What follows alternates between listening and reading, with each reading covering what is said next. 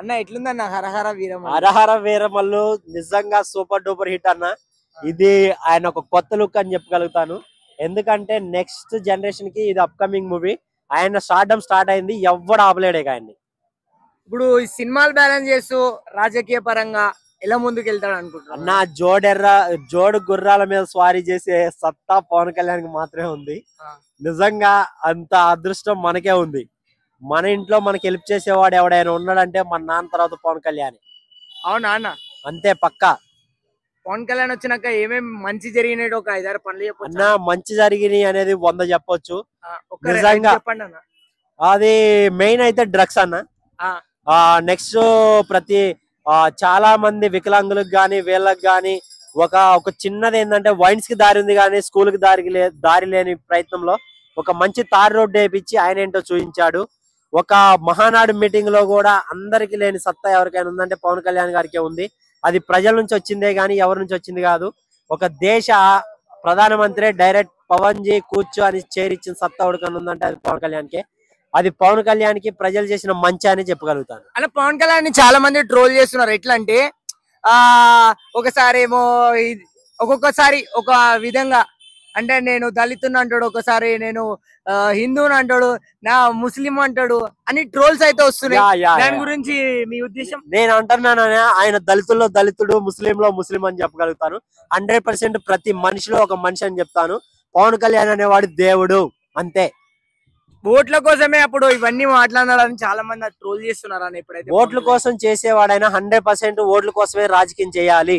రాజకీయం అంటేనే అంతే. రాజకీయంలో రాజకీయమే చేయాలి, సినిమాలో సినిమానే చేయాలి. అది పవన్ కళ్యాణ్ సత్తా.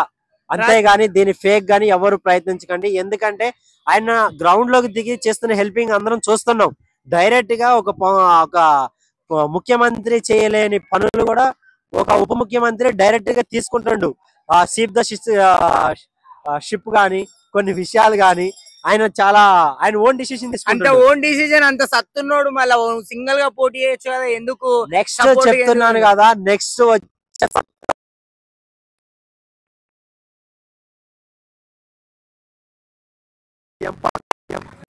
జెండా పాతింగ్ అంటాడు, ఇంతకు ముందు పాతింగ్ అనుకుంటా మళ్ళీ మిక్స్ అయిపోయాడు.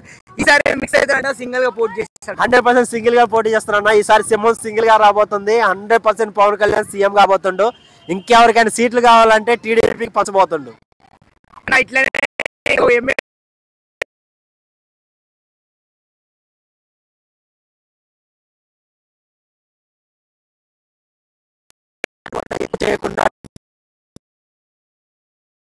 తనేందో చూపెట్టాడు, అక్కడే అయ్యాడు అతను సీఎం.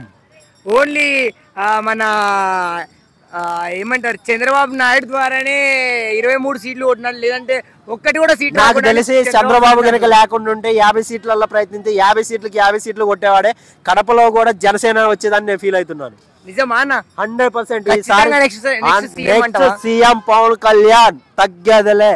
ఇప్పుడు సీఎం అయిన తర్వాత ప్రజలకు సేవ చేస్తాడా, మళ్ళీ సినిమాలు తీస్తాడా? 100% ప్రజలు ఎంటర్టైన్మెంట్ చేస్తాడు. నీలో ఒకటిగా ఉంటాడు. 100% ప్రతి ఒక్కరికి హెల్ప్ చేస్తాడు, సినిమాలు తీస్తాడు అన్న. 2 పడవల మీద ఎలా జర్నీ చేస్తాడు? అదే కదా అన్న కిక్. ఓన్లీ పవన్ కళ్యాణ్ కి ఆ సత్తా ఉంది. జోడి గుర్రాల మీద స్వారీ చేసే సత్తా ఎవరికన్నా ఉంది అంటే అది పవన్ కళ్యాణ్ మాత్రమే.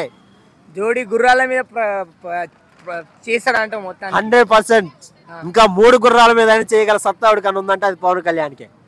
పవన్ కళ్యాణ్ ఫ్యాన్ గా చెప్తున్నావా? పవన్ కళ్యాణ్ కి అసలు నేను ఫ్యాన్ కాదన్నా, రాజకీయంగా నేను ఫ్యాను. నేను చాలా మందిని చూశాను. రాజకీయంగా అతను ఒక్కడే మగోడు. స్వర్గీయ నందమూరి తారక రామ్ తర్వాత అంత సత్తా ఎవరికన్నా ఉంది అంటే అది పవన్ కళ్యాణ్ అని నేను చెప్పగలుగుతాను. చాలా మంది పవన్ కళ్యాణ్ ఫ్యాన్స్ ఏమంటున్నారు అంటే రాజకీయాలకు పోయిన తర్వాత మాకి పవన్ కళ్యాణ్ అంటే ఇష్టం లేదని చెప్తారు. పవన్ కళ్యాణ్కి అన్ని రకాలుగా అందరు ఇష్టం అనేది ఎవరికి ఉండదన్న. సో ఇష్టపడే వాళ్ళు దేవుడుగానే కొలుస్తారని నేను ఫీల్ అవుతాను. మీరేమో రాజకీయ పరంగానే పవన్ కళ్యాణ్ ఇష్టం అంటున్నారు. అవును, రాజకీయంగా నాకు పవన్ కళ్యాణ్ ఇష్టం. పవన్ కళ్యాణ్ కంటే బాగా తీయగలే వాళ్ళు ఉన్నారు. కానీ మనం ఆర్థికంగా ఎవరికైనా హెల్ప్ చేయాలంటే ఈ ఉన్న హీరో నా కొడుకులు అందరికంటే పవన్ కళ్యాణ్ అనేవాడు మంచివాడు. వాడికి మాత్రం మనం హెల్ప్ చేయాలి.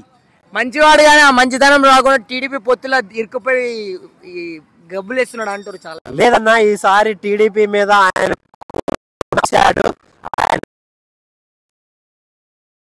సత్తా ఏంటో తెలిసింది. 100% టీడీపీ నుంచి పక్కకు తప్పి అతను ఒక్కడే పోటీ చేస్తాడు, 100% ఈసారి సీఎం అవుతాడు. టీడీపీలో లేకుంటే ఈసారి ఒక్క సీటు రాకుంటే ఒక్కసారి సీటు కదన్నా, ఇక జనాలు నమ్మారంటే సీఎం చేయాల్సిందే 100%. Okay thank you bye.